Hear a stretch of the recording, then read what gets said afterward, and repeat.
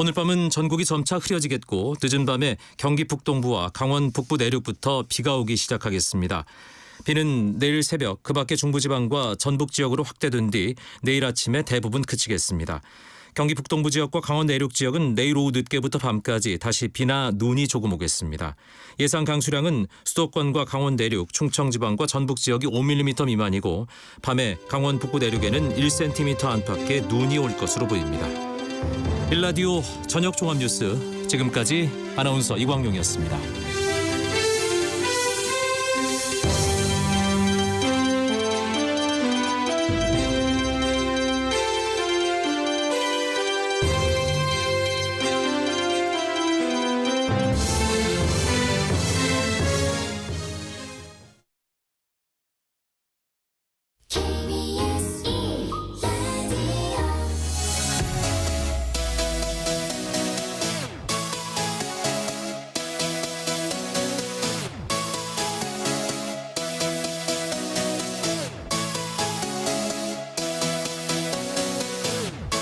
KBS 열린 토론.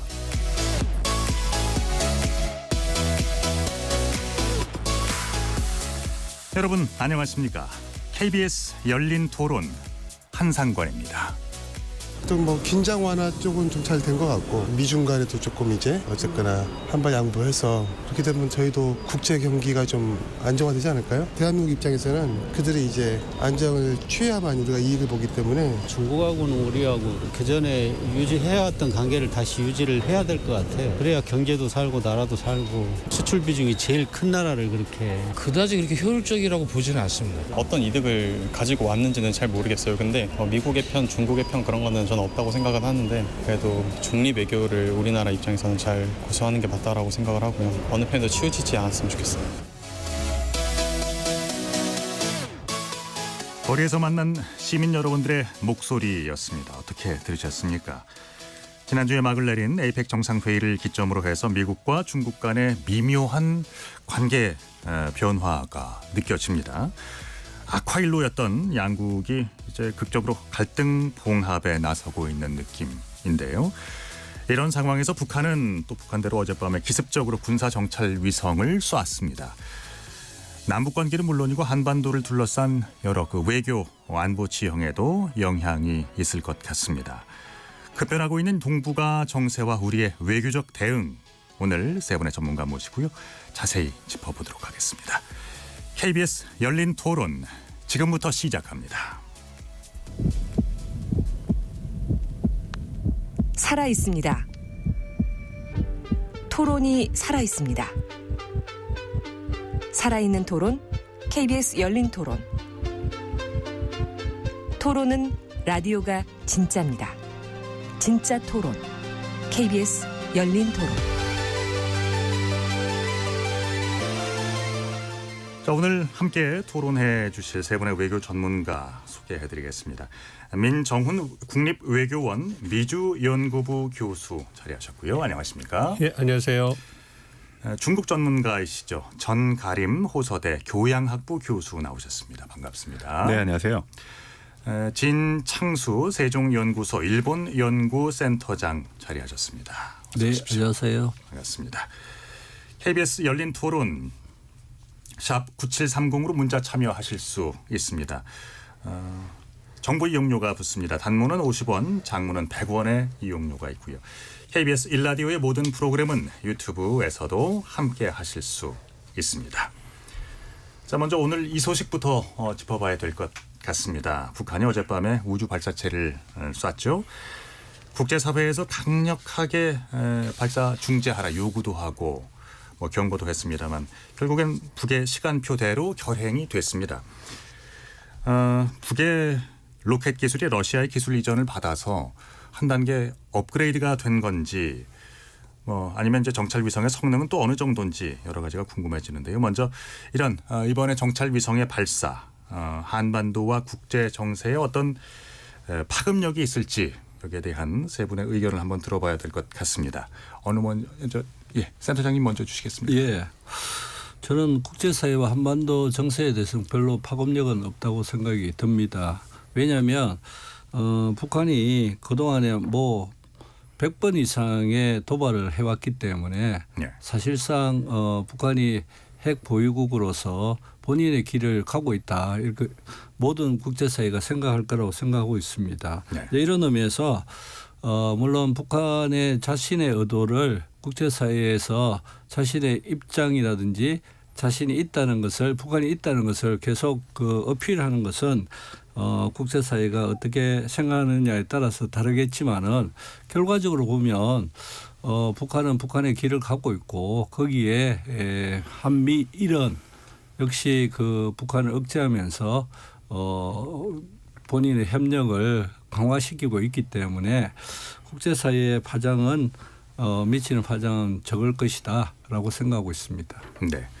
C 방향으로 갈까요? 어떻게 민 교수님. 예.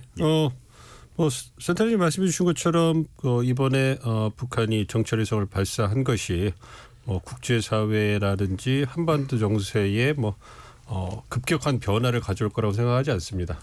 말씀해 주신 것처럼 북한이 정찰위성 발사하는 것은 예정된 수순이었고 두 번의 발사 실패를 거쳐서 이번에 성공했다고 주장하는데 좀 지켜보고 있는데요. 어쨌든 김정은 위원장이 이 군사위성이라든지 중장거리 미사일 성능 개선에 있어서 굉장히 군사력 제고에 있어서 최우선순위를 부여하고 있었기 때문에 이 부분에 대해서 북한 내에 갖고 있었던 일정대로 진행을 해왔다. 근데 그러한 과정에서 이제 우크라이나 전쟁이 장기화되고 이스라엘 하마스 분쟁이 벌어지고 있기 때문에 이제 이번에 북한의 정찰위성 발사가 더 주목을 받는 건데요. 말씀해 주신 것처럼 크게 영향을 미칠 거라고 생각하지 않습니다만 어쨌든 한반도 정세는 계속 엄중해질 거라고 생각하고요.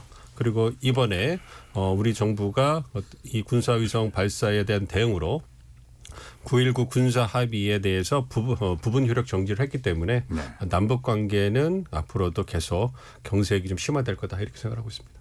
예.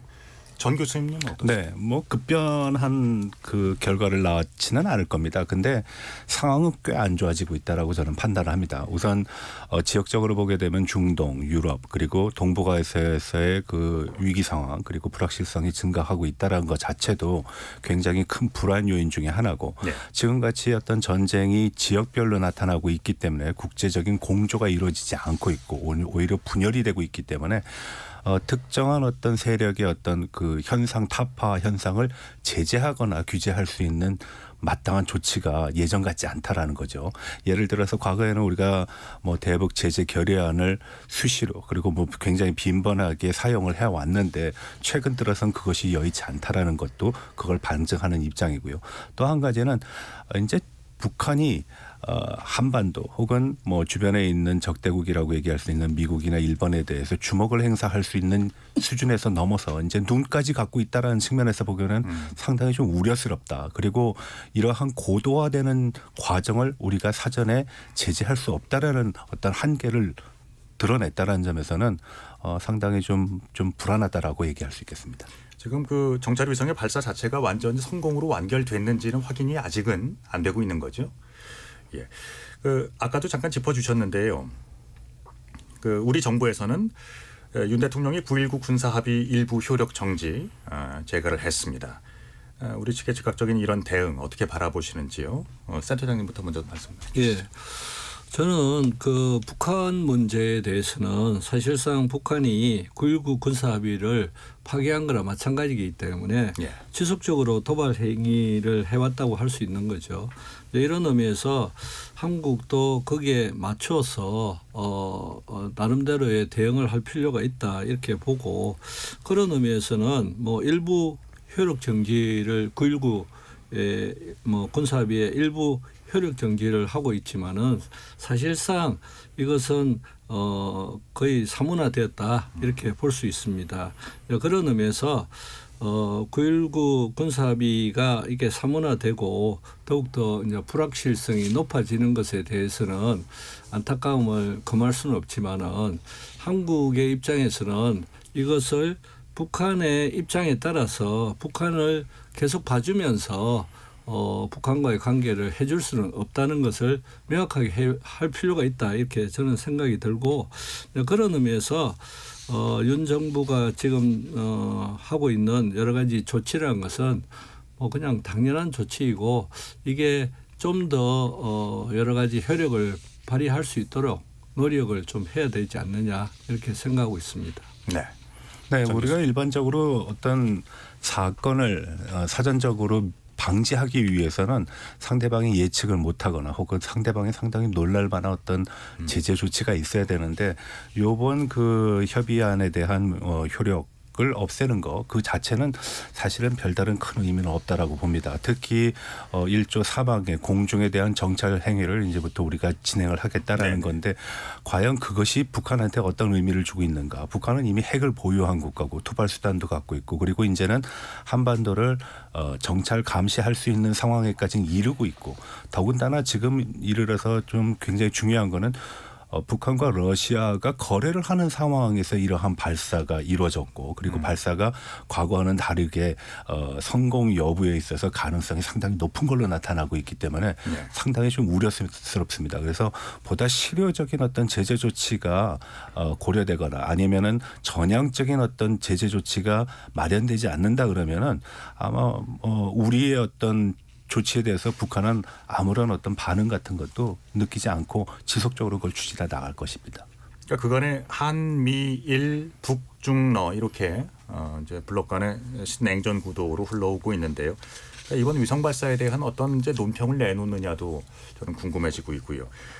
어쨌든 간에 이제 이대로 가면 진영 간의 결속 내지는 뭐 공조 이런 것들이 더 촘촘해지겠죠. 특히 이제 한미일은 더 그럴 것 같습니다. 미국이나 일본은 지금 향후 어떤 대응을 내놓을 것 같습니까? 민 교수님.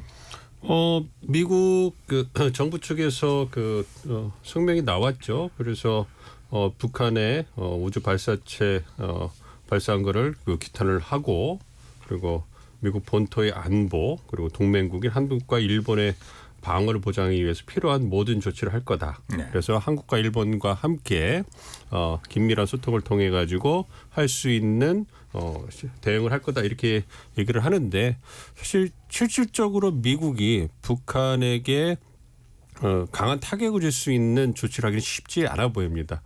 지금까지의 단독이라든지 소다자라든지 유엔 안보리 결연을 통해서 대북 제재를 광범위하게 시행하고 있기 때문에 제재 측면에서는 물론 뭐 독자라든지 한국과 일본이 이제 독자적으로 미국까지 해서 독자적으로 제재를 한다든가 아니면 소다자 측면에서 뭐 제재를 한다든가 이런 추가적인 제재 조치는 있을 수 있겠습니다만 뭐 이번 발사에 관련된 기관이라든지 개인 등에 대해서 어떤 제재 조치를 할 수 있겠습니다만 그것이 북한 김정은 정권이 추가적으로 우주 발사체를 발사하는 그런 시도를 막기에는 역부족으로 보이고요. 어떠한 제재가 추가되더라도 김정은 정권은 지속적으로 어떤 자신이 세우는 일정에 따라서 도발을 하고 군사 능력을 제고할 거기 때문에 이런 부분에서는 즉각적이고 실효적인 어떤 대응 조치가 나오기는 쉽지 않아 보이고요. 어쨌든 그렇고요. 그리고 어쨌든 한국 입장에서는 미국과 일본과의 긴밀한 공조를 통해 가지고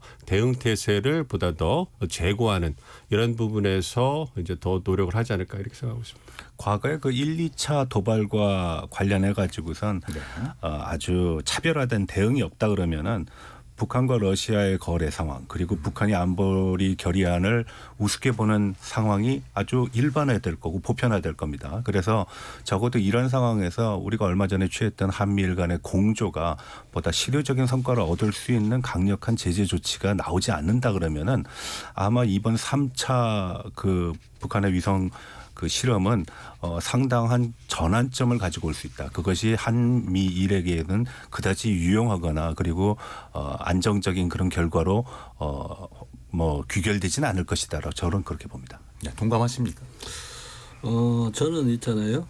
이런 북한의 행동에 대해서 사실상 제재를 통해서 북한의 행동을 이렇게 억제하거나 하기가 쉽지가 않다. 이것은 모든 분들이 다 알고 있는 거 아니에요. 그런 의미에서 더 많은 제재를 할 필요성은 있으나 그게 효용성이 없다고 생각하면 현재가 하듯이 한미일이 미사일 실시간 공유를 통해서 현실적인 그러니까 탐지 능력의 공유 말씀하시는 그렇죠, 건가요? 그렇죠. 예. 그러니까 미사일 실시간 공유라는 것은 미사일을 쐈을 때 한미일이 서로 그것을 실시간으로 공유할 수 있는 그런 시스템을 구축하는 거죠. 네. 그런 거와 마찬가지로 실제로 북한을 제재해서 그것을 여러 가지 북한의 행동을 변화시키기는 실제로 쉽지 않는 것을 일단 인정을 하고 네. 그 대신 막는 척에서 어떻게 좀 더 효율적으로 이것을 방어할 수 있느냐에 대해서 논의를 한미일은 좀 더 지속할 거라고 생각이 듭니다. 그리고 그런 의미에서 일본은 미국과의 그 미일 동맹의 일체화를 더욱더 가속화시킬 것이고 그 가속화를 통해서 하나의 이제 군대 같이 움직일 수 있는 그런 시스템을 만들고자 노력할 거라고 생각이 듭니다. 그러니까 국제사회의 실질적인 제재 수단은 뭐 쓸 거 다 썼다라는 말씀이신가요? 그렇죠. 거의 뭐 그렇죠. 그렇죠. 봐야 되겠죠. 대놓고 지금 무기 지금 거래하고 있고요, 러시아랑도. 뭐 인도적인 지원을 제외하고는 거의 대부분을 다 제재를 하고 있기 때문에 추가적으로 실효적으로 할 수 있는 건 많지 않은 상황입니다. 그런 와중에서 그 핵 개발이라든지 미사일 개발을 좀 멈추고 국제사회의 책임 있는 일원으로서 끌어내기 위한 역할을 중국에 우리가 그동안에 기대를 많이 해왔었는데요. 그러니까 이제 이번 위성을 쏘기 전에 중국이 이런 얘기를 했습니다. 한반도 문제의 열쇠는 미국이 쥐고 있다고요. 그러니까 어떤 의미로 이걸 해석하고 싶으세요? 늘 해오던 수사입니다. 그러니까 동북아의 어떤 평화적인 환경이 파괴가 되고 그것이 지속이 되지 못하는 주요 원인은 주한 미군에 있다라는 것이고 그리고 주한 미군과 한국의 긴밀한 어떤 동맹 관계 그리고 군사 어떤 훈련 같은 것이 오히려 동북아의 위기를 더 조장하고 있다라는 것입니다. 그런데 여기에 이제 문제가 있어요. 이제 일단 어떤 문제가 있느냐? 굉장히 그 중국의 어떤 그 이 문제를 판단하는 시각이 이율배반적이고 모순되다라고 말씀드릴 수 있습니다. 첫 번째로 중국은 상위 미사국으로서 북한에서 어떤 도발 행위를 하면은 자동적으로 그것을 제재를 해야 되는 제재 결의안을 제시를 해야 되는 국가이기도 합니다. 네. 그래서 그걸 보통 우리가 트리거 조항이라 그러고요. 두 번째로는 또 북한은 지금 핵 개발을 한 상태이고 중국은 NPT 그러니까 핵 비확산 그 전략의 회원국이기 때문에 핵 확산을 막아야 되는 입장인데도 불구하고 북한의 어떤 핵 확산을 용인하고 있다라는 측면에서 보게 되면은 우리의 외교는 적어도 이런 시각에서 중국을 설득을 해야 되는 거고 그리고 이걸 통해 가지고선 대북 압박을 해야 되는 거라고 저는 생각을 합니다. 그러니까 이 반응 자체가 어떤 중국의 기조의 변화를 뜻하는 건 아니다. 네, 그렇습니다. 그렇군요. 그러면 미국의 변화가 없으면 한반도 문제에 적극 나설 생각이 없다. 그러니까 결국은 이제 뒤집어 생각하면 이렇게 얘기할 수도 있지 않을까요? 그렇습니다. 뭐 중국 입장에서는 미국을 탓하고 있는 거고요. 정 교수님 말씀해 주신 것처럼 정 교수님 말씀해 주신 것처럼 그런 부분이 있는 거고요. 미국이 현재 일본과 한국과의 군사협력을 강화하면서 한반도 정세를 굉장히 악화로 몰고 가고 있기 때문에 그런 부분에서 미국이 우선적으로 태도 변화를 가져와야 된다 이런 주장을 하는 것이고요. 뭐 더 큰 틀에서 본다면 중국은 현재 미국과의 전략적 경쟁을 하고 있기 때문에 바이든 행정부가 동맹과 파트너를 결집해가지고 중국의 부상을 견제하는데 굉장히 공을 들이고 있기 때문에 이러한 부분에서 중국도 뭐 러시아라든지 북한, 파키스탄 같은 얼마 되지 않는 우방국들을 결집시키는 그런 노력을 하고 있잖아요. 그렇기 때문에 그러한 큰 틀에서 중국이 봤을 때 미국의 공세적인 그러한 그 행동이 전환되지 않으면 중국 입장에서는 북한을 제재라든지 어떤 그 잘못된 외교적인 행동에 대해서 규탄하고 북한에게 등을 돌릴 이유가 전혀 없는 것이죠. 그렇기 때문에 중국으로서는 북한이 이러한 행동을 보이는 것에 대해서 미국의 책임을 탓하면서 계속적으로 북한과의 관계를 전략적으로 유지하려는 그러한 모습을 보이고 있다 생각하고 있습니다. 그러니까 북한의 관계는 사실은 미중 전략 경쟁이 격심하게 되면 심화되면 심화될수록 북한의 존재라는 것은 중국에게 굉장히 필요한 존재가 되고 있다. 이렇게 생각이 들고 그런 의미에서 북한이 이전부터 계속 했던 것은 미국이 체제 안전 보장을 해줘야 되고 그런 의미에서 미국의 태도 변화가 필요하다고 이야기를 한 거죠. 그러니까 이런 중국의 이야기를 그냥 문맥으로만 받아들이면 북한의 입장에서 이야기하는 것을 그대로 이야기했다고 할 수 있으나 아까 민 교수님 말씀대로 미중 전략 경쟁이라는 큰 틀에서 보면 결국은 중국을 압박하는 동맹 제조정이라는 그런 미국의 태도도 그런 의미에서 북한을 문제를 해결하기가 힘들게 만들고 있다. 큰 틀에서는 그렇게 이야기할 수 있는 거죠. 그렇기 때문에 중국의 이런 그 말이라는 것은 이중의 측면을 갖고 있다. 이렇게 우리는 설명할 수 있다고 봅니다. 알겠습니다. 자, 북한 정찰위성 발사 이야기는 여기까지 하고요. 주제를 좀 바꿔보겠습니다. 에이펙 정상회의 얘기를 좀 해보죠. 일단 뭐 에이펙에서 가장 많은 관심을 끈 것은 이제 G2 거대 양국 미국과 중국 정상회담이었습니다. 이게 뭐 성과가 있다고도 이제 전 그렇게 보여집니다만은 말 실수인지 뭐 진심인지 뼈 있는 말도 오가기도 했고요. 그렇습니다. 여러 가지 뭐 군사 채널이라든지 대화의 채널이 열린 것은 일정 정도 좀 성과로 볼 수도 있을 것 같은데요. 세 분의 의견 들어보겠습니다. 예, 저는 뭐 미중 정상회담이라는 것은 만남 그 자체가 사실은 성공적이었다 이렇게 볼 수 있습니다. 그리고 여러 가지 이제 의제가 있는데 그 의제가 타이완 문제도 있고 그리고 그 경제 안보를 둘러싼 중국의 압박도 있고 그리고 여타 뭐 AI라든지 여러 비전통 안보 부분에서의 협력이 의제로 되고 있는 거죠. 거기에다가 미국의 입장에서 보면 사실은 우크라이나 전쟁이 있고 그리고 이스라엘과 그 팔레스타인의 분쟁이 있고 그리고 이 동아시아에 있어서의 타이완 문제가 있기 때문에 전선을 펼칠 수 있는 그 여력이 없다고 보여지는 거죠. 네네. 이런 의미에서 중국은 좀 더 미국으로부터 여러 가지 타협을 양보를 원하고 있는데 이게 사실은 현재에서는 불가능한 측면이 있다. 그런 의미에서 일단 만나서 분쟁 해결을 해야 되겠다는 의지를 보였다는 것에서 저는 성공적이다 이렇게 생각하고 있습니다. 사실 아쉬운 건 중국 쪽 아닙니까? 그렇습니다. 이번 미중 정상회담의 성과에 대해서 높은 기대를 하신 분들은 그 수문회 잔치에 뭐 볼 것이 별로 없었다라고 평가할 수도 있는데 뭐 저같이 큰 기대를 하지 않은 사람 입장에서는 진 박사님 말씀해 주신 것처럼 그렇게 뭐 그 만난 것 자체만으로서 그래 두 정상이 만나서 악수하면서 이렇게 그 환담한 것만 가지고도 굉장한 진전이 있었다 이렇게 좀 보고 있습니다. 그러니까 미국 입장에서는 말씀해 주신 것처럼 두 개의 전선이 진행되고 있는 상황에서 미중 간의 군사 당국 간의 그 소통 채널이 이제 끊어진 상황은 굉장히 불안한 거죠. 그러니까 대만 해협이나 남중국 해협에서 우발적인 미중 양국 군사 간의 어떤 그 충돌이 일어나 가지고 그게 전면적으로 확대돼서 또 다른 제3의 전선이 형성되면 이거는 바이든 행정부에게 국내 정치적으로나 대정책 측면에서 굉장히 어려운 상황이 전개되는 거기 때문에 이거는 반드시 막아야 된다. 그래서 그러한 측면에서 이제 그 미중 간의 어떤 정상회담을 적극적으로 추진하는 계기가 됐다고 보고요. 반면에 중국 입장에서는 사실은 그 중국 정부 입장에서도 미국 바이든 행정부가 크게 자신들에게 양보해 줄 게 없다는 걸 알고 있었을 거예요.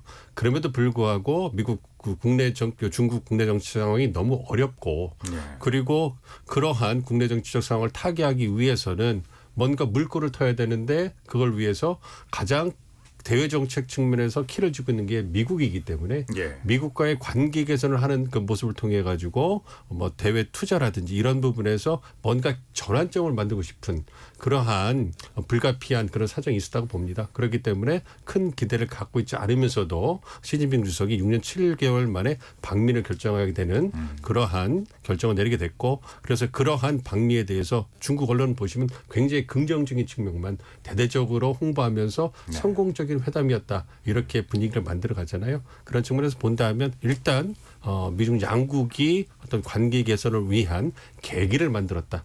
이 부분에서 긍정적으로 평가할 수 있다고 생각하고 있습니다. 물질적인 측면에서 중국이 얻은 거는 거의 없다라고 보시면 됩니다.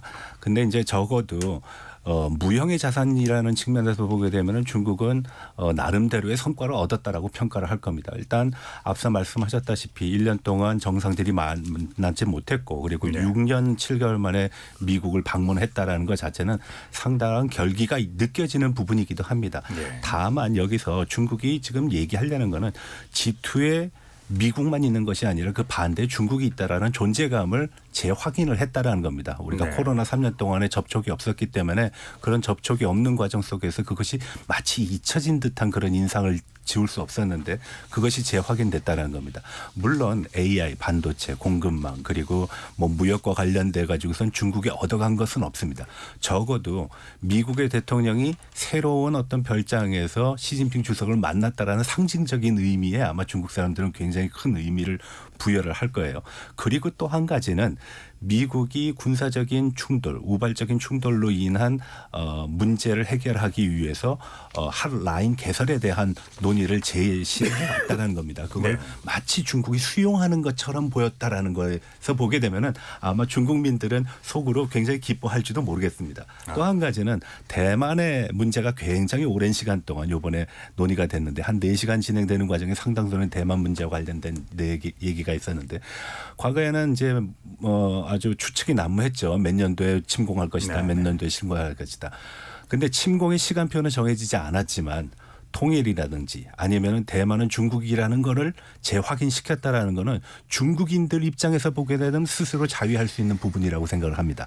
다만 지금의 상황에서 보면은 대만에 대한 중국의 어떤 개입이 오히려 더 녹록지 않아졌다. 왜? 미국이 그걸 경고하고 나왔기 때문에. 그래서 내년 1월 달에 있을 대만 선거에 있어서의 중국의 영향력은 상당히 좀 복잡한 국면에 접어드는 것이 아닌가 그렇게 생각이 됩니다. 그러니까 근본적인 어떤 두 국가의 관계를 개선하는 쪽으로 이제 돌릴 만한 그런 그 합의 내용들 좀 살펴볼까요? 간단하게. 네. 뭐 마약 단속에 있어서 합의 내용에서는 예. 뭐 저기 조금 전에 말씀하신 그 마약 성분이죠. 펜타닐. 예, 예. 펜타닌 그 성분에 대한. 근데 이제 중국이 그걸 관리를 해야 되는데 중국이 잘 할까? 그게 요번에만 있었던 얘기는 아닙니다. 몇 년 전부터 얘기가 되어 왔고 그것이 원산지는 중국으로 됐지만 경유지가 보통 뭐 멕시코라든지 남미 국가를 통해서 오기 때문에 그 역시도 쉽게 관리가 되지 않는 부분이거든요. 네. 아무튼 미국이 가지고 있는 아픈 구석을 중국이 인식을 했고 그 문제를 해결할 수 있는 키를 중국이 갖고 있었다라는 게 증명됐다는 측면에서 보면은 하나의 돌파구는 마련됐다라고 저는 봅니다. 지금 중국 경제가 이미 디플레이션에 들어갔다고들 많은 분들이 이제 말씀하시던데요. 그러니까 이제 이번에 중국이 얻어간 것이 있었어야 하는데 경제나 이런 그 어떤 이제 양국의 수출 통제 같은 것들은 이제 어떻게 보십니까? 별 진전이 없었죠? 미국의 세계적인 대기업 총수들을 다 모아놓고 비싼 예. 밥값을 지불해가면서 시진핑을 만났는데 결과는 그렇게 뭐 녹록지 않았습니다. 왜냐하면은 이거는 이제 전후의 맥락을 가지고 살펴봐야 되는데 중국 경제가 상당히 안 좋아진 요인 중에 하나는 정부의 정책 실패라는 측면이 있습니다. 코로나를 너무 강하게 드라이브를 걸었다라는 것. 두 번째로는 이로 인해 가지고선 불확실성에 민감한 일반 국민들이 오히려 소비를 위축하면서 투자와 수출 소비로 구성되는 경제 3두 마차 중에 지금 코로나로 인해서 그리고 세계적인 경기 불황으로 인해 가지고 투자 수출이 안 되는 상황에 국내적인 소비조차도 진작이 되지 않는 그런 문제에 직면했다라는 겁니다. 네. 다만 중국이 가지고 있는 또 하나의 문제는 이미 10년 동안 시진핑의 1인 독재 체제로 진행되어 왔던 경직된 사회 구조와 법률 제도 등이 외국 기업에 대해서 그렇게 프렌들리하지 않게 나타났다는 겁니다. 예를 들어서 뭐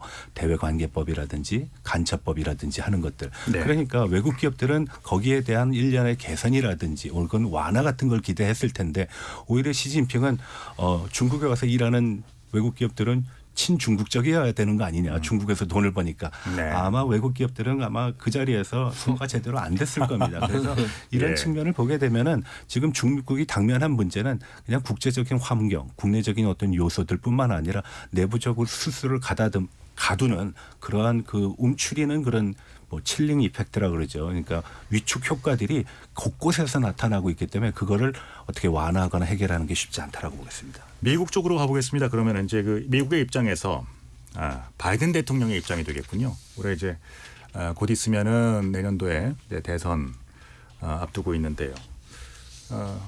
바이든 대통령은 소기의 성과를 거뒀다고 보세요? 그렇죠.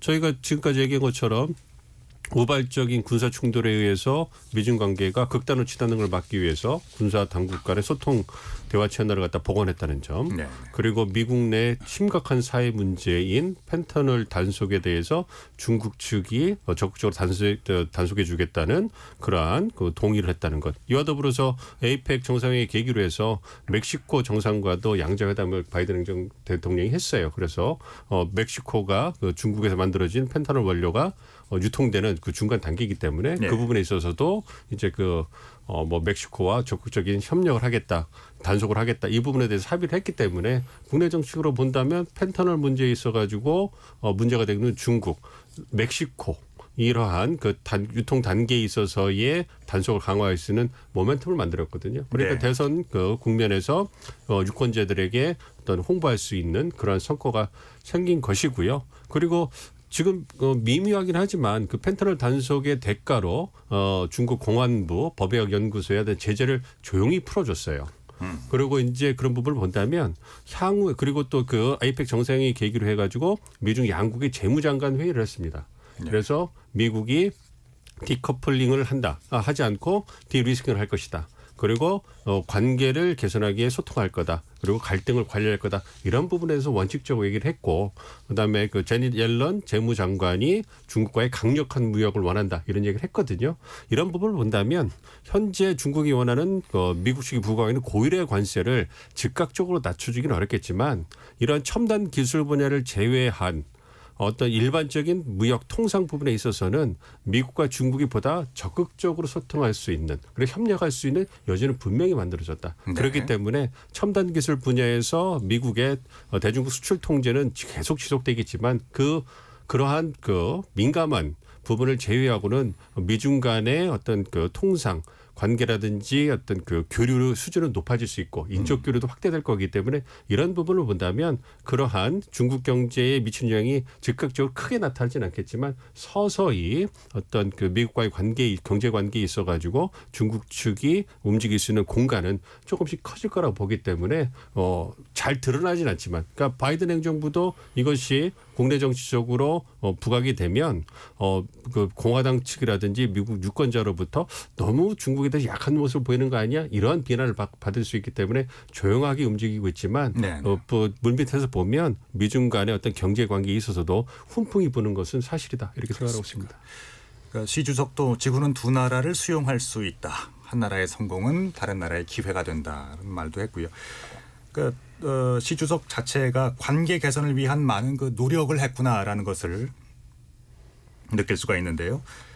그리고 참 그 독재자 발언 같은 것도 그냥 지나가는 느낌인데요. 어떻게 보십니까? 그렇습니다. 독재자라는 발언에 대해서 사실은 그 좀 당황스럽기는 했을 겁니다. 중국 입장에서는. 그렇지만 그 부분에 대해서 원론적인 수준에서 반발을 했고요. 그리고 이제 그 바이든 대통령이 시진핑 주석에 대해서 독재자라고 한 것이 이번이 처음이 아니기 때문에 네. 이제 그런 부분에서 다시 한번 그 상황이 전개됐기 때문에 지켜보고 있을 거라고 생각을 합니다. 물론 바이든 대통령이 그런 그 대답을 한 것은 언론과의 어떤 그 질의응답 과정에서 나온 것이기 때문에 또 그 즉흥적인 것도 있겠습니다만 그 기저에는 내년 대선을 앞두고 말씀드린 것처럼 바이든 행정부의 대중국 인식이 이번 정상회의를 계기로 해서 너무 약화되는 거 아니냐, 훈풍을 타는 거 아니냐. 그래서 바이든 행정부가 중국이 약한 모습을 보이는 거 아니냐. 이 부분에 대해서 우려하는 목소리도 분명히 미국 내적으로 있거든요. 그렇기 때문에 바이든 대통령 입장에서는 미국이 중국과의 관계를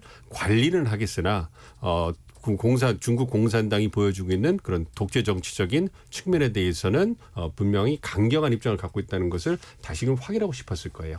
그렇기 그렇군요. 때문에 그러한 부분에서 분명히 얘기를 함으로 해서 관계를 관리하더라도 짚을 건 짚고 얘기할 건 얘기한다는 그런 강경한 모습을 보여주는 것이고 그러한 수습은 이제 블링컨 국무장관이라든지 국무 직원들이 중국과의 소통을 통해서 다시 또 관리를 하지 않을까 생각하고 있습니다. 이게 뭐 바이든이 노예한 정치가 그리고 외교위원회에서 상당히 오랫동안 있었기 때문에 굉장히 어떤 우호적인 그리고 관계 개선 이런 데 방점을 둘 것 같다라는 이미지가 지금은 통하지 않습니다. 왜냐하면 내년만 되면은 이제 강력한 공화당 후보하고 경쟁을 해야 되는데 지금 얘기되고 있는 사람은 거의 야수와 같은 사람이거든요.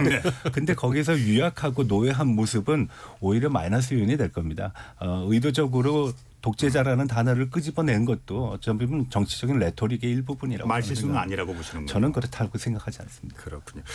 그러니까 안보적인 이익과 경제적인 이익을 함께 놓칠 수 없는 우리나라로서는 지금의 상황이 그러니까 뭐 이렇게 썩 나쁜 상황은 아닌 것 같고요. 근데 반면에 이제 미중 정상회담에서 한반도 문제가 어떻게 다루어졌는가 큰 비중을 차지하지 못했다는 것도 좀 우리로서는 섭섭한 부분입니다.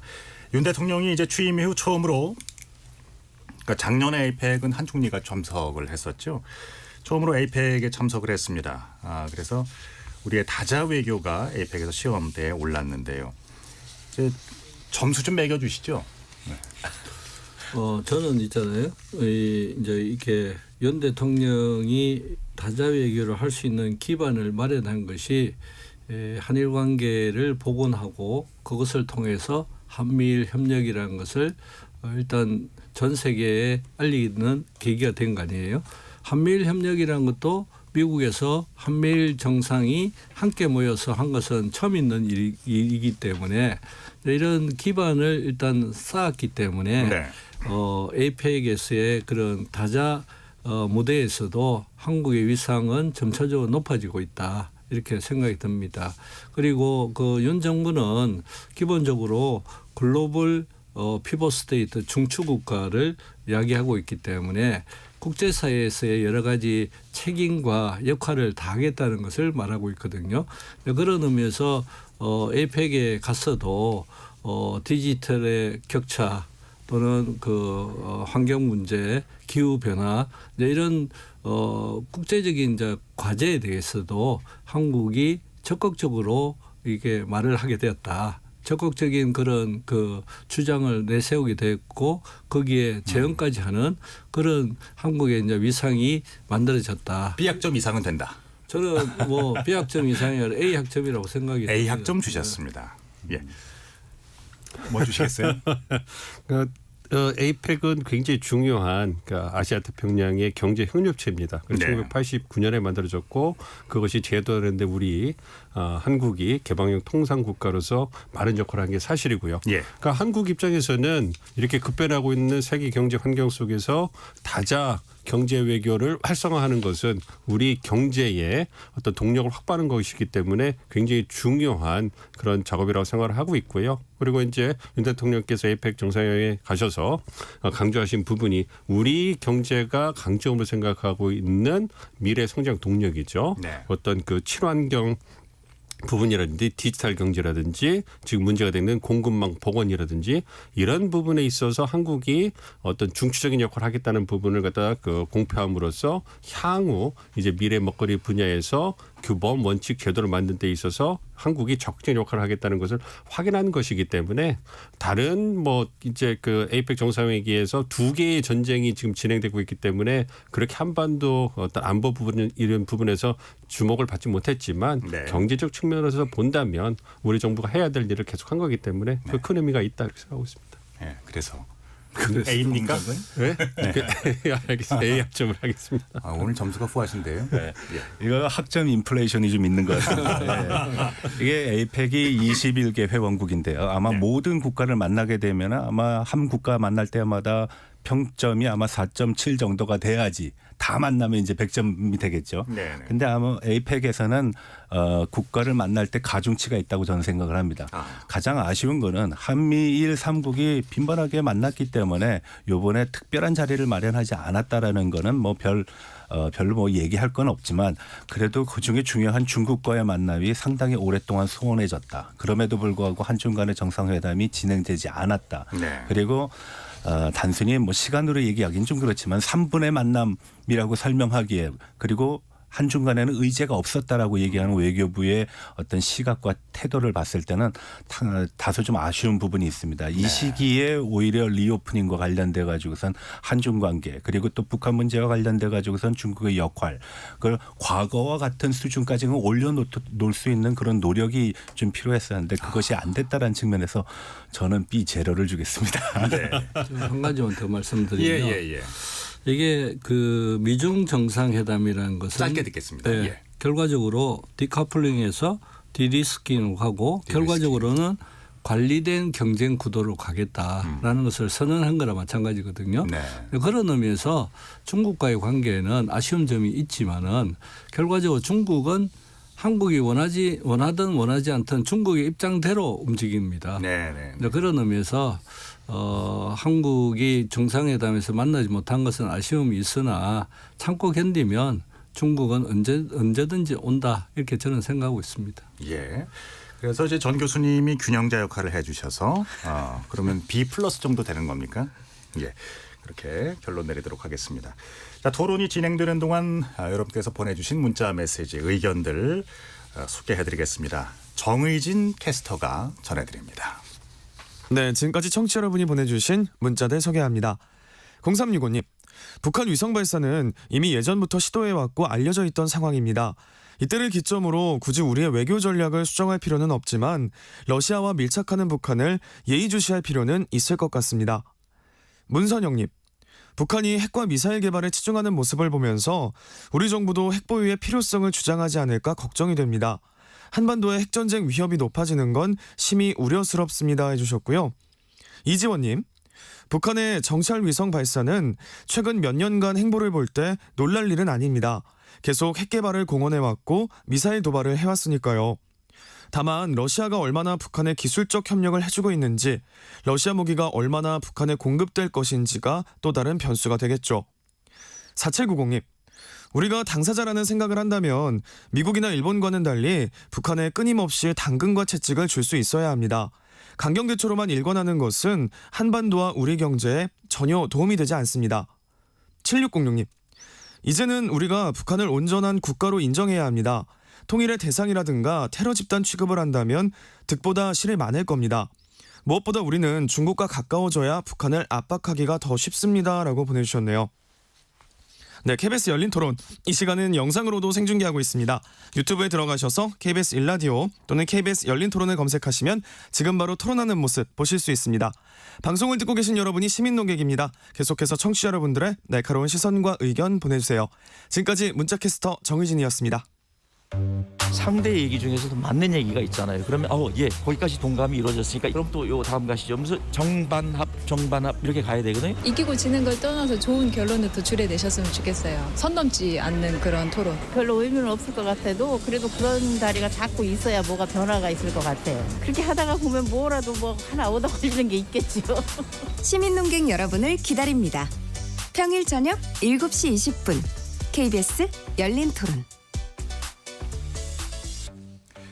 KBS 열린 토론, 북한 정찰 위성 발사가 한반도 안보 지형에 미칠 영향에 대해서도 이야기를 나눠봤고요. 2부에서는 미중 정상회담 이후에 동북아와 우리의 외교 전략에 대해서 자세한 이야기 계속해서 이어나갑니다. 전가림 호서대 교양학부 교수님, 진창수 세종연구소 일본 연구센터장님, 민정훈 국립외교원 미주연구부 교수님 세 분 함께하고 계십니다. 아까도 잠깐 얘기가 나왔는데요. 한중 정상회담 이게 이제 성사된다. 뭐 우리는 이제 기대를 많이 하고 있었는데 결국 안 됐습니다. 근데 일본하고 중국은 1시간이 넘게 자리를 가졌고요. 이거 좀 우리로서는 이따가 좀 얘기하겠습니다만 미국과의 회담도 좀 그렇습니다. 뭔가 좀 따르국밥 뭐 이렇게 이런 느낌인데 어떻게 보세요? 뭐 가장 중요한 것 중에 하나는 지금 현안에서 그리고 또 에이펙의 21개 회원국 중에서 우리가 외교적인 영향을 투사를 우선순위를 가지고 얘기했을 때 그럼 대국 중심적으로 우선 영향력을 투사를 해야 되는데 그중에 우리가 그동안 한 번도 접촉을 하지 않았던 중국과의 만남을 했더라면은 훨씬 좋았을 거라는 겁니다. 네. 그리고 우리의 대외적인 의존도도 중국에 상당히 높은 상황이기 때문에 이건 간과할 수 없다.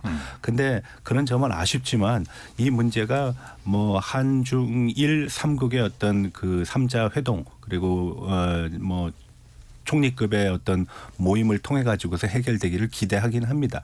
다만 이번 에이펙에서 그러한 것들이 가시적으로 나타나지 않은 거는 아쉬운 점이다.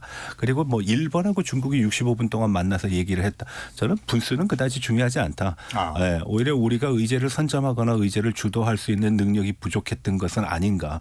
그리고 중국이 우리를 뭐 사드 이후에 그리고 최근 들어서는 뭐 대만 해협을 중심으로의 힘에 의한 현상 변경을 유도하는 것을 우리가 반대한다 했다가 힘에 의한이라는 단어를 또 뺐습니다. 나중에. 왜냐하면 그걸 직접적으로 중국을 지목하는 것처럼 느껴져 가지고서 그러한 좀 다듬어지지 않은 외교로 인한 양국 간의 갈등을 빨리 봉합하는 것이 수순이었는데 그런 모습이 이렇게 큰 무대에서 나오지 않았다라는 건 아쉬움으로 남습니다. 그렇습니까? 이제 한미일 공조의 틈새를 벌려보려고 하는 뭐 중국의 의도였다. 이건 약간 좀 자기적인 이제 해석 같고요. 예, 센터장님. 그러니까 중국과의 관계는 당당한 외교를 하겠다고 이제 윤 정부가 이야기를 하고 있잖아요. 네.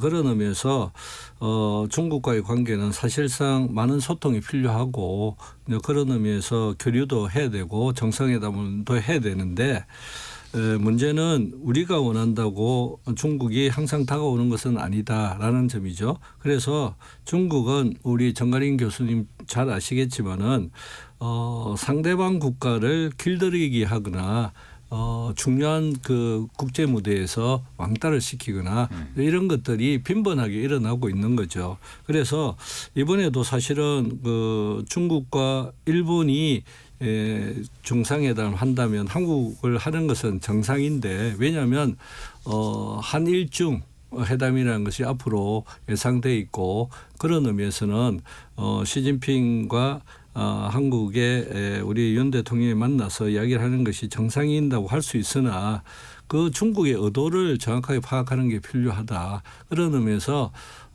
길들이기를 하고 그런 그 길들이기에 한국이 계속 목말라 하고 이런 외교가 진행되면 한국이 정상적인 외교를 하기 힘들다라고 생각이 듭니다. 이제 이런 의미에서 예를 보면 한미일 정상회담을 통해서 한미일 협력이 강화되면 강화될수록 중국이 오히려 한국에 다가오는 모습이 있었다. 그게 이제 아세안 게임에 있어서 국무총리가 갔을 때 시진핑이 만나준 거 아니에요. 이제 그런 그 전례를 보더라도 사실은 한미일 협력을 강화하고 한국의 입지가 강화되면 강화될수록 중국은 접근을 할 가능성이 높고 그런 의미에서 한국의 국론이 중국이 중국과의 관계를 하지 않았다고 해서 너무 초조할 필요는 없다. 앞으로 시간을 가지고 분명히 중국에서 의도를 가지고 한국을 또 접근할 것이고 그때 잘 소통을 하고 한국의 입장을 잘 설명하면 된다. 저는 그렇게 생각하고 있습니다. 급한 사람이 지는 것이다. 뭐 이렇게. 그러니까 가치 외교를 중시한 우리나라의 외교 전략. 그러니까 앞으로 계속 그 한계를 갈 필요가 있다라는 말씀으로 이해를. 예. 그리고요. 전 교수님. 예, 뭐 저도 뭐 동의를 합니다. 뭐 급하지 않는 것이 아니라 항상 놓을 수 없는 대상이라는 겁니다. 적어도 우리의 입장에서는. 그러면은 우리가 일본의 입장에서 일본이 관리를 해왔고 일본이 해난 모습을 보면서 왜 일본하고 비교를 하느냐? 그럼 비교할 필요 없는 거죠. 그래서 이런 문제에서 보게 되면은 중국이 가지고 있는 문제를 우리 스스로가 어떻게 판단하는가는 굉장히 중요하다라고 봅니다. 그래서 뭐 조금 전에 진 센터장님의 말씀에는 뭐 적극적으로 동감을 합니다. 네. 그리고 저 한 가지 더 말씀드리면 일본과 왜 중국은 정상회담을 하게 됐느냐라고 하면 중국이 동아시아를 생각할 때 일단 일본은 대등한 관계라고 생각하는 부분이 있다는 거죠. 중국 자체가. 그렇기 때문에 항상 그 일본을 어떻게 대하느냐에 따라서 사실상 이 동아시아 질서가 변화된다고 생각이 있기 때문에 이번에도 일본과의 관계에서는 일본이 뭐 적극적으로 하자고 한 것도 사실이지만은 중국이 그것에 응하게 된 이유는 이 동아시아 질서에서 일본과의 관계를 정확하게 하지 않으면 본인의 입지가 더욱더 확대될 수 없다. 이런 생각을 하고 있다. 이렇게 저는 생각하고 있습니다. 그렇습니까? 올해 안으로 시 주석의 방한은 좀 어려울 것 같고요. 그 대신에 이제 26일에 부산에서의 한중일 외교장관 회담이 있습니다. 어떤 전환점이 될 수 있을까요? 전 교수님. 그리고 그다음에 민 교수님 말씀 듣겠습니다. 외교장관 회담이 상당한 뭐 효과를 낼 거라고는 기대하지 않습니다. 왜냐하면 그간 우리가 만나지 못했기 때문에 처음 만남이라는 것 자체에 의미를 두는 것이 오히려 낫다라고 생각을 하고요. 지금 각종 현안에 있어서 중국이 가지고 있는 한국과 일본에 대한 불만 그리고 그 간극이 그다지 작지 않다라고도 말씀드릴 수 있겠습니다. 특히 한국과 일본의 긴밀한 어떤 관계가 중국의 입장에서 보면 굉장히 부담스러운데 이 상황 속에서 중국이 내놓을 수 있는 것이 너무 유화적인 태도로 하면은 자칫 그것이 좀 중국 특색이지 않는 그런 모습으로도 비출 수 있기 때문에 초창기에 너무 큰 기대하는 거는 좀 힘들다라고 좀 봅니다.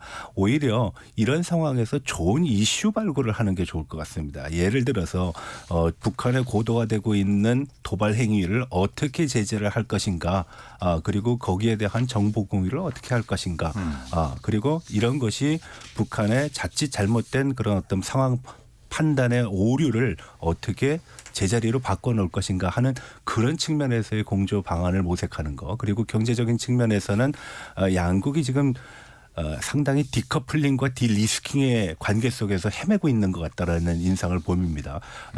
뭐 반도체 부분에서는 디커플링 하는 것 같고요. 그리고 무역에서는 디리스킹을 하는 것 같은데 이 과정 속에서 3자 간의 불필요한 어떤 비용 그리고 거래 속에서 나타날 수 있는 오해 같은 걸 불식시킬 수 있는 어떤 방안, 완충작용이 되는 그런 기구를 설립하는 것도 좋은 방안이라고 생각을 합니다. 예, 민 교수님. 뭐 중국이 전향적으로 나오는 것은 좀 지켜봐야 될 것 같아요. 뭐 이번 에이펙 정상회의 계기에 어떤 중국 측이 보인 그 입장을 보면 아무래도 정 교수님 말씀해 주신 것처럼 굉장히 미국이나 한국, 일본에 대해서 유화적인 입장을 취하는 것은 국내 정치적으로 쉽지 않은 상황에 있다는 것을 좀 보여줬기 때문에 아무래도 이번 그 한중일 그 외교장관 회담에서 저는 그 가능하면 의제 발굴을 경제 쪽으로 해서 이 한중일 3국이 지역의 주요 국가로서 어떻게 경제 협력을 지역 내의 경제 협력을 활성화시킬 수 있을 것인가 이 부분에서 좀 이렇게 그 논란이 될 수 있고 좀 혼란스러운 외교안보 부분에 대한 부분을 좀 떨쳐놓고 이 부분에서 이제 중국 경제도 어렵고 한국도 중국이 침체되니까 경제가 어렵잖아요. 그러니까 많은 영향을 받고 있기 때문에 한국 내 어떤 그 주요 경제 행위자들께서 굉장히 좀 우려를 하고 계시기 때문에 이러한 부분에서 그런 우려를 좀 불식시키고 중국과의 경제 관계를 보다도 활성화할 수 있는 그러한 그 의제를 좀 발굴해 가지고 협력을 한다면 논의를 한다면 그러한 측면에서 또 일본 측면에서도 일본 입장에서도 중국과의 경제 관계를 개선하는 것은 자국의 경제 이익에 부합하기 때문에 이러한 측면에서 보다도 좀 중립적으로 가치 중립적으로 접근을 한다면 그렇다면은 보다 더 3국의 대화가 활성화될 수 있을 거라고 생각을 하고요. 만약 이러한 부분에서 뭔가 접점을 찾을 수 있다면 내년 초로 우리 정부가 예상하고 있는 한중일 정상회의 중국 측에서는 시 주석이 아니라 총리가 오기 때문에 그런 부분에서도 보다 긍정적인 어떤 중국의 반응을 이끌어낼 수 있지 않을까 이렇게 생각하고 있습니다. 그렇죠. 일본과 중국의 관계에 있어서도 그 오염수 방류로 인해서 그 벌어졌던 좀 다소 그 거친 언사가 오가기도 했었는데요. 어느 정도 좀 의미 있는 만남이 지난번에 이루어졌겠다는 생각이 들기도 하네요. 반면에 이제 한일 관계를 보면 과거에 우리가 이렇게 사이가 좋았던 적이 있었나 하는 생각이 들 정도인데요. 에이펙을 포함해서 올해만 세 보니까 7번을 만났더군요. 윤 대통령은 이제 일본과의 관계가 양국의 협의가 100% 복원됐다고 스스로 평가를 했습니다. 현재 한일 관계는 어떻게 평가하십니까, 선생님? 예. 저는 뭐 정부 간 관계는 사실상 그 100% 복원됐다고 생각이 들고 그런데 이제 민간의 관계도 이전과 달리라는 것은 뭐 우리가 문 대통령 시절에 굉장히 악화됐던 시절이 있었는데 그와 달리 교류도 활성화되고 민간 부분도 굉장히 활성화되어 있다고 생각이 듭니다. 그러나 다만 한일 관계가 이전에 가장 좋았던 시기로 돌아가는 것은 아니고 아직도 약간의 서로에 대한 그 의구심이 남아 있다 이렇게 생각이 듭니다. 우선 한국은 과거사 문제에 대해서 우리 그 박진 장관님께서 말씀하셨다시피 방컵을 이제 일본 측이 채워야 된다. 이렇게 말을 한 거 아니에요. 네, 그런 의미에서 과거사 문제가 줄줄이 남아있는 현재 상황에서 일본이 좀 더 성의를 가지고 여기에 대응을 해줬으면 좋겠다라는 생각을 갖고 있고 일본은 우리하고 달리 나름대로 윤 대통령에 대해서 굉장히 안심을 하고 있어요. 그럼에도 불구하고 내년 4월 달에 총선에서 한국의 여당이 적게 되면 그 이후에 상황은 어떻는지 계속 윤 대통령의 그런 한일 관계 개선은 계속 유지할 것인지 아니면 윤 대통령 이후에 다음에 포스터 윤이 됐을 때 과연 반일 국가로서 다시 돌아오지 않을까는 의구심을 갖고 있는 거죠. 이제 그런 의미에서 불만과 이제 불안이 서로 교차되고 있는 것이 사실은 한일 관계가 굉장히 좋아지고 있는 상황에서도 약간의 서로에 대한 상대방을 믿지 못하는 그런 상황이 아직도 있다 이렇게 말씀드릴 수 있습니다. 그러고 보면 이제 100주년이 됐습니다. 올해 23년 1923년 그러니까 관동 대지진으로 인한 조선인 학살 사건이 일어났는데 국민 정서도 대단히 중요한 거니까요. 이 사건에 대한 100주년을 맞은 이 사건에 대한 일본 정부의 공식적인 입장은 상당히 실망스럽기까지 하거든요. 이런 면에서 나머지 반컵을 좀 일본 쪽에서 채우려는 노력이 필요할 것 같고요. 어떻게 보십니까? 센터장님과 전 교수님께 좀 여쭐게요. 앞으로 한국과 일본 간의 관계에서 어떤 불안한 변수가 될 수 있는 것들 뭐가 있다고 생각하세요? 저는 그렇게 생각합니다. 조금 전에 진 센터장님께서 잘 말씀을 해주셨는데 바로 이제 불신이죠. 근데 그 불신은요 외교와 민간 관계에서 해결되는 그런 문제의 차원이 아니라고 저는 봅니다. 그건 뭐냐면은 국내에 있어서의 지도자들의 지지도가 상당히 큰 영향을 미칠 거다. 일본의 불신이라는 거는 한국 정부가 일본에 대한 자세 변화, 태세 변화가 지속될 수 있는가에 관심을 둘 겁니다. 그리고 우리도 지금과 같은 일본 정부가 한국에 대해서 긍정적으로 그리고 상당히 좀 조합을 잘 맞춰가는 그런 관계를 또 지속적으로 유지해 갈 수 있는. 근데 기시다의 경우에는 지금 21%. 우리나라 대통령도 그렇게 아름답게 보이지 못하는 지지율을 갖고 있다라는 것은 오히려 일본에서는 굉장히 우파적인 성향의 극단적인 어떤 세력이 등장할 수 있는 부분이 되는 거고 우리식으로 보게 되면은 기존의 정책과 정반대 입장에 있던 친일을 이슈를 한다든가 하는 그런 세력들의 영향력이 오히려 더 설득력 있고 더 많은 사람들이 주목을 받을 수 있는 그런 계기가 될 수 있기 때문에 지금 양국 관계가 이렇게 개선되고 있는 관계에서 양국의 정상들이 스스로의 국내 문제에 주력해야 되는 부분은 저는 호감도를 지속적으로 늘리는 거 그리고 지지율을 늘리는 것만이 거기에 대한 불신을 축소시킬 수 있는 그런 해결 방안이 되지 않나 그렇게 생각합니다. 한일 관계의 상황에서 리더십의 입장에서 보면 윤 대통령은 어떻게 하든지 3년 이상을 하실 거라고 보고 임기가 있으니까요.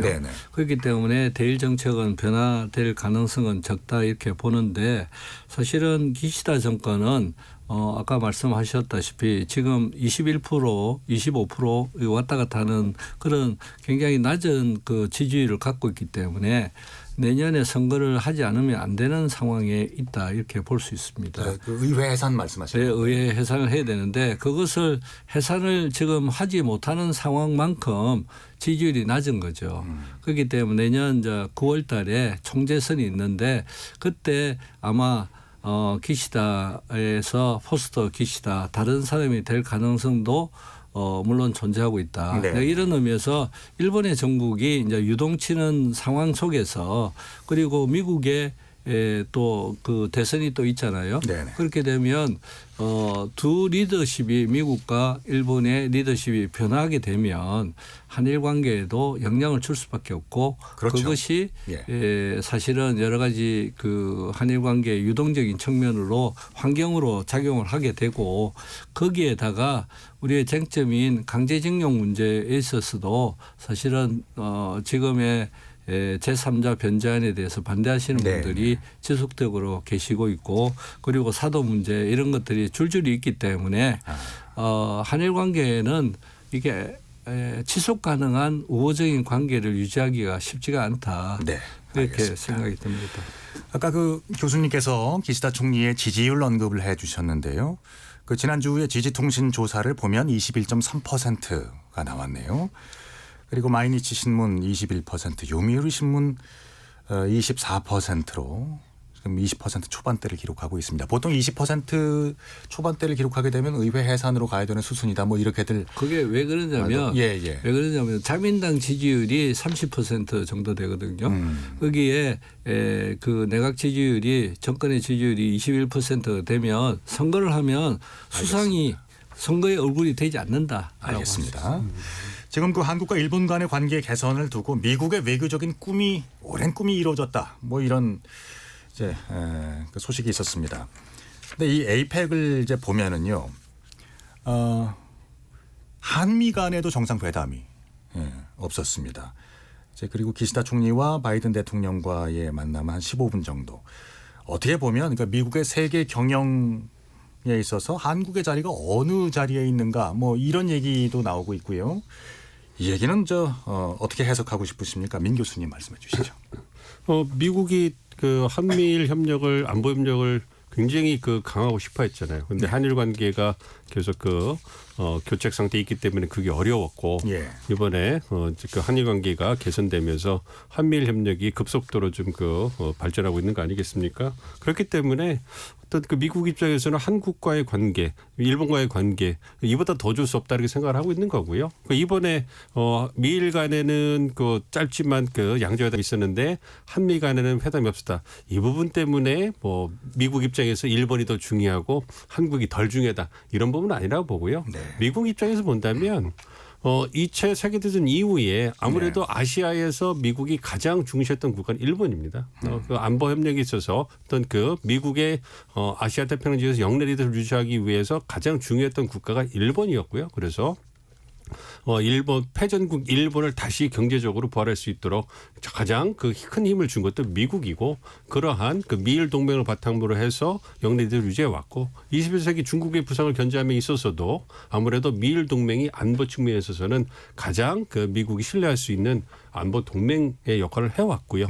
이제는 그 한국이 안보 측면뿐만 아니라 경제적 측면에서도 미국에게 일본 본책이 중요한 그러한 동맹국이 되고 있기 때문에 이제는 한국에 대한 어떤 그 인식을 제가 이제 개인적입니다만 어떤 미국 그 인사들과 얘기를 해보면 예전과는 다르다. 그러니까 한국에 대한 그 중요성. 그러니까 일본 왜 한국 사람들은 왜 만날 때마다 일본과 한국 중에 어디가 더 중요하냐 미국한테 이런 얘기를 물어보는데 그거는 다른 문제고 미국에게 한국과 일본의 중요성은 또 동등하게 중요하고 그 역할이 다르기 때문에 이 부분에서 한국과의 관계 개선에 대해서 미국이 굉장히 기대를 하고 있다 이런 얘기를 하거든요. 그런 좀 차이를 우리가 인정한다면 보다 더 긍정적인 인식이 되지 않을까 생각합니다. 지금 그 싱하이밍 대사의 과거 발언을 봐도 그렇고요. 중국으로서는 한미일 동맹 강화에 대해서 상당히 좀 신경질적이구나 뭐 이런 느낌마저 들게 하고요. 또 현재 미국의 대북 전략 자체를 보면은 어떻게 보면 사실상 오바마 시절의 전략적 인내라고 그때 했나요? 이것에 가까워 보이는데요. 지금 이런 그 한반도를 둘러싼 분위기 속에서 우리 정부가 취해야 할 자세, 우리는 어떤 길을 가야 할까요? 조언의 말씀을 한마디씩 좀 해주시겠습니까? 센터장부터.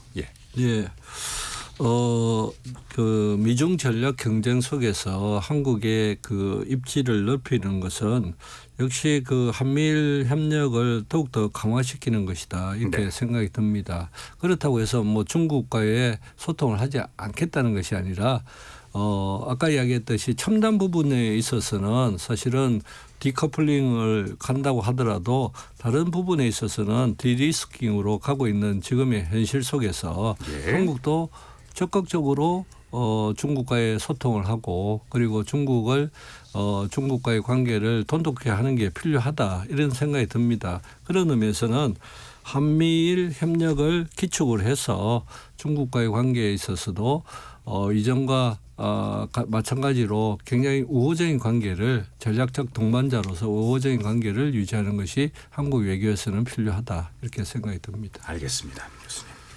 윤석열 정부가 출범하고 나서 그 대외 정책 기조로 한미 동맹을 강화하고 그리고 글로벌 중추국가로서의 국가적 위상을 확립하겠다, 이러한 부분에 그 중점을 두고 있는데요. 진 박사님 말씀해 주신 것처럼 어쨌든 한미 동맹 강화 그리고 한미일 협력이 굉장히 증진되지 않았습니까? 네. 그리고 이제는 이러한 한미일 그 협력 강화를 바탕으로 해서 중국과의 관계를 이제는 관리해야 되는 이런 상황이 됐습니다. 그렇기 때문에 그런 부분에서 우리 정부가 보다 적극적으로 이제 중국과의 관계를 개선하기 위한 의제를 발굴하고 어떤 지속적인 소통을 통해 가지고 관계 개선에 노력을 해야 될 거라고 생각을 하고 있고요.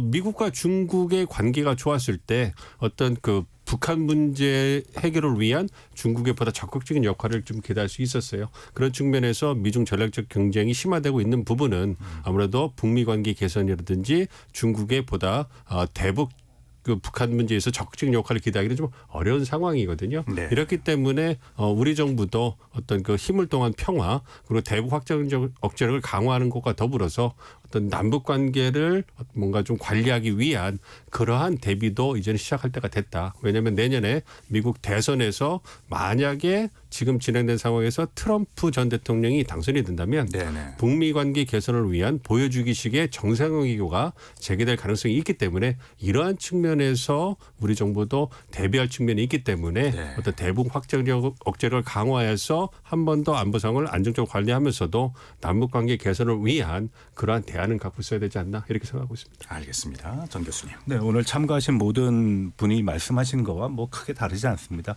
아무래도 한국의 가치는 한미일이라는 긴밀한 협력 그리고 공조 속에서 그 가치가 더 커지고 확대 재생산되는 것 같습니다.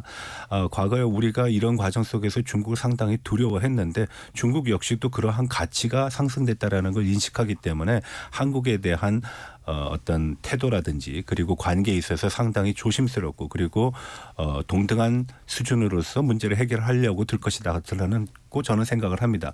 다만 우리가 이 과정 속에서 몇 가지 염두해둬야 될 사항이 있다라고 보는데 첫 번째로는 점증하고 있는 북한의 도발과 위협을 우리가 어떻게 억제할 수 있는가. 이걸 공조를 통해서 억제할 것인가 우리 스스로 자발적으로 억제를 할 것인가. 사실은 이 둘 다가 모두 필요한 상황이라는 거고요. 두 번째로는 중국은 끊임없이 우리한테 질문을 할 겁니다. 미국이 좋아, 중국이 좋아라고. 네. 그 과정 속에서 한국이 어떤 스탠스를 정확하게 취하느냐 그것도 굉장히 중요하고요. 세 번째로는 미국이 영내의 평화를 위해서 일본의 역량 강화를 용인하고 있습니다. 그러니까 과거에 우리가 생각했던 경제 대국이 아니라 이제 국방 대국, 군사 대국, 정치 대국화할 수 있는 계기가 마련이 될 텐데 그 과정 속에서 우리는 어떠한 준비를 하고 있는가. 사실 위상이 증가했다라는 거는 일면 기분 좋은 일이긴 하지만 상당히 부담스러운 일이기도 합니다. 책임이 들어간다는 네, 말씀이시죠. 그렇습니다. 예. 그래서 그 부담을 우리가 어떻게 해결해 나가느냐. 과제를 하나 스스로 만들어 놓고 그걸 거기에 준한 시나리오를 만들어 나가면서 그 과제를 해결하는 모습을 적어도 요 몇 년 사이에 볼 수 있었으면 하는 그런 바람입니다. 네.